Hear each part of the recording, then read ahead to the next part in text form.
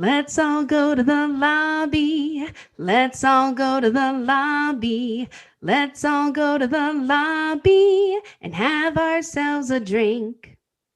All right, and with that, we are back in the lobby bar for the week of July the 7th, 2025. Brian and Michaela here with you again, as always. And Michaela, over the weekend, well, we celebrated here in the U.S. The 4th of July. So hopefully, everyone listening out there had a safe and happy 4th of July, whether you went out or went to a barbecue or took the boat out or just sat at home, watched some fireworks, or maybe had some drinks. Hopefully, you did it safely and had a good time. Michaela, how was your 4th of July? Did you do anything exciting, or did you stay inside away from the heat? What was the deal? I was tempted. I was tempted to stay inside away from the heat. Fourth of July is kind of a weird holiday lately. I don't know how you're feeling about it, but I used it as a time to wear cool t-shirts that make fun of things and drink a little bit of different things that I wouldn't normally drink. And my neighborhood does a really good job of putting together our thousands of dollars of HOA fees go into a fireworks display of the likes you've never seen. And so I had some friends over and we watched the fireworks display.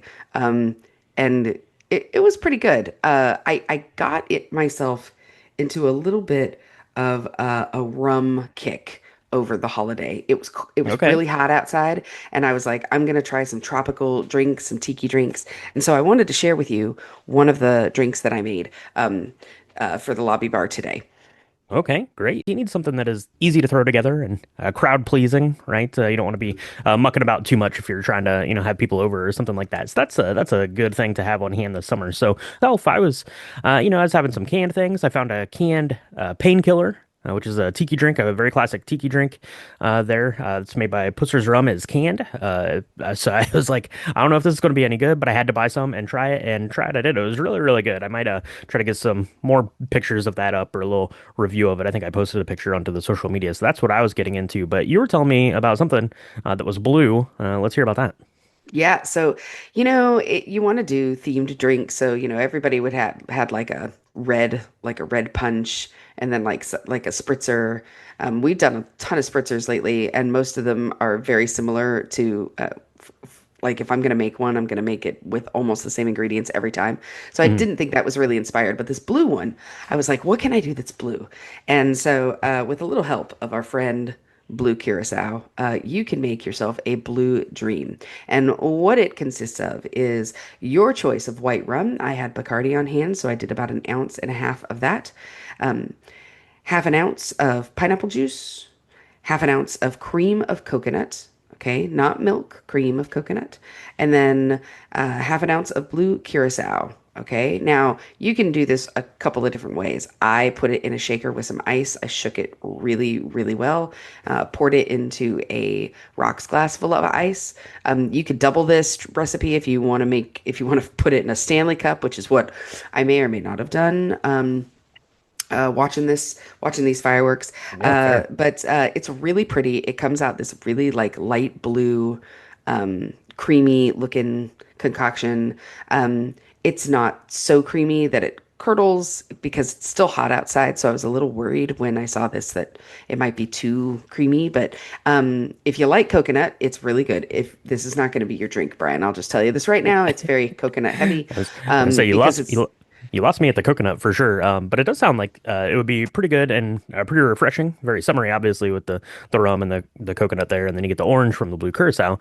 It sounds like you could probably like have those ingredients or quarter them or something, and then that would make a pretty good little blue shot too, if that's your Oh jam. yeah. Yeah. Yeah, for sure. We did not do that because I'm trying to stay away from shots. Now that I'm in my 40s, we did shots of other things like tequila. Well, Wow. that was a mistake. Anyway, but this was pretty good. I uh, thought that it was kind of a neat change. Usually I stay away from rum. I don't know why, because it is absolutely delicious. This one was pretty good. It's got a good mouthfeel. It's not so creamy that you drink one and you're like overwhelmed by the creaminess of it.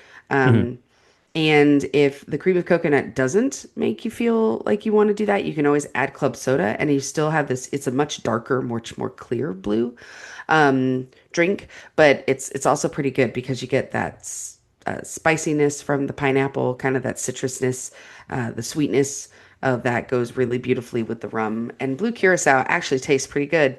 Um, it's very, very blue, so you think it's just going to be sugar, but you want to get a good blue curacao. We've Mhm. talked about this before. Like a grenadine and curacao, those are very common mixers that people use. And because they're so common, you can get them really cheaply made, or you can go the extra mile and get some mid-grade ones. I don't necessarily think you need to be spending tons of money on it, but you want it to be Roses does a really good one. I think it's Mr. Blue does a really good blue curacao. Mhm. Um, and those I would recommend because they've actually got flavor components to them, not just sugar and color. And Yep. that's going to be important when you're doing really simple ingredient cocktails like this. Yeah, and those are going to be different than you'll see just like the cocktail mixers a lot of times at the grocery store and stuff, which are literally just, kind of colored and flavored. They don't have any alcohol in them as Right. opposed to like a blue curacao liqueur. So, yeah, so that sounds pretty good. So go ahead and mix one of those up. That seems good for a nice, themed drink for sure. If you want something blue, maybe we'll have to revisit it here in a couple weeks when we get to the new release that's coming out later this week. But we're gonna get to that here in a second. Let's go ahead and talk about the box office here, Michaela, because there are some notes here. We had Jurassic World Rebirth was the new film out this week. It made $91.5 million over the weekend, but it got an early start because I believe it released on Wednesday. It had the longer holiday weekend, so it's already up to $318 million worldwide. Is Jurassic World Rebirth, so off to a really good start there for the new dinosaur tale, which we're going to be taking in here in just a few hours. That is followed up by F1 in second place there, which passed Napoleon as Apple's top grossing film of all time. So F1's setting the new mark there for Apple. So good job there. How to Nice. Train Your Dragon, Elio, and 28 Years later round out the top five. So I mentioned another movie that's coming out this week, and maybe blue would be good for that. Maybe red would be good for that because we are going back to the world of comic books, but we're revisiting a hero that has been handled very differently over the years, certainly in the later iterations. But it looks like the man in the cape is getting back to his roots a little bit here in the newest iteration of Superman. So we have James Gunn's Superman is coming out this week. We're going to be talking about it on an episode, Michaela, and we've talked at length about comic book things for quite a while. We just did one not too long ago with the Thunderbolts, and we'll be talking Hmm. about Fantastic Four here in a couple weeks. Spoiler, but Superman. Are you looking forward to Superman? Are you looking forward to Lois Lane or that little dog? What do you think about Superman? Who's your favorite Superman? Why is it Christopher Reeve? And I don't know. You excited about this one? Rachel Brosnahan. Yeah. Excited about that. The I'm the excited the about marvelous the dog, Mrs. Maisel. Yeah. She's Yeah, I amazing. was thinking of her Superman. The marvelous Mrs. Lane, Lois Lane, Oh, Mrs. Lane. Yes. Actually, it's Miss, right? Like she's Ms. Ms. Ms. Lane. Yeah. Yeah, I'm excited. I'm excited for probably not all the right reasons. I'm excited because this is James Gunn. I'm excited to see, more of his stuff. I really enjoyed Guardians of the Galaxy. And that was him. So we'll see how he handles Superman. Um, I've not seen the dog before, and I used to watch the original Superman, like the black and Mm-hmm. white version. Mm-hmm. So I'm kind of excited about this because this is definitely a trope from the comic books, and I didn't do the comic books, but I did do the original series, so I'm kind of excited about that.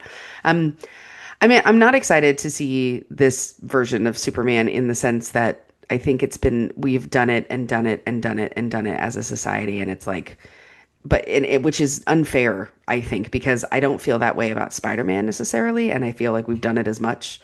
Mm-hmm. So I don't know why I'm not, I'm less excited maybe, but I do feel like the look and feel of this film is going to be unlike anything that we've seen before. Even the later iterations with like Man of Steel, where we had Henry Cavill be the Superman, we're taking a very different look to how this Superman is and kind of even his age, right? Because he looks much younger, just kind of starting out at the Daily Planet kind of thing.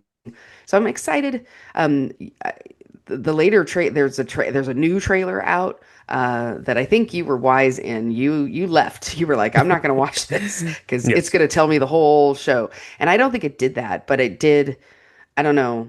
Still make me a little bit uneasy. Like it's weird the marketing that they're using now and and its effects on audiences because I don't know if it made me want to see it more or less, Yeah. to be honest. It's the TikTokification of things. I think you gotta keep people hooked on the line to go get them. That's why these marketing budgets are just going like through the roof on these movies. But that's a different story for a different day. I'm very excited about this. James Gunn has talked a lot about the character of Superman and who he is and how Superman is a hopeful, optimistic character. Very much like Captain America kind of a thing. And what happens when you take Superman and you take him down this dark path, like the later iterations of Superman, is he loses all sense of himself. So I'm really excited for this. I think that it's going to be really good. Definitely looking forward to it. So we're going to be seeing that here probably next week after it releases later this week. We've also got an anniversary coming up, the 50th anniversary of One Flew Over the Cuckoo's Nest. Happy 50th birthday to that film there.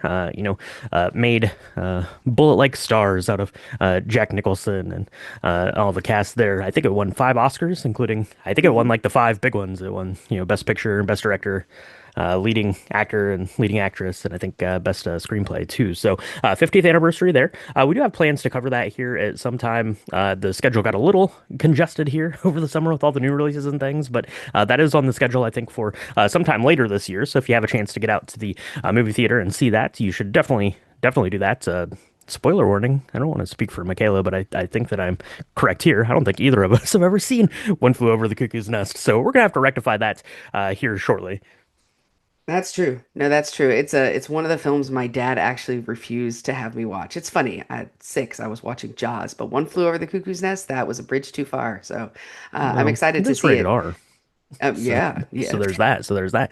Jaws is only rated PG. So we have that. We also have, if you're a fan of It's Always Sunny in Philadelphia, it is coming up on its 17th season.